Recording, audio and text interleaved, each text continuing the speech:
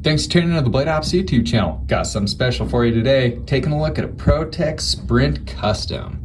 This little guy has a blade length of 1.95 inches, sporting that S35 VN steel with the DLC coating on it.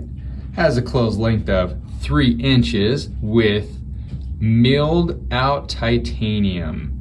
And you can see has that bronze anodized with the blue. Looks fantastic on this. Also has a deep carry 3D milled pocket clip, and centering and everything on this looks great. Nice mother of pearl button lock there. And this little guy is snappy as can be and weighs only 2.2 ounces and has an overall length of just under 5 inches. This is the ProTech Sprint Custom. Fantastic knife, and you can pick yours up today at Blade Ops.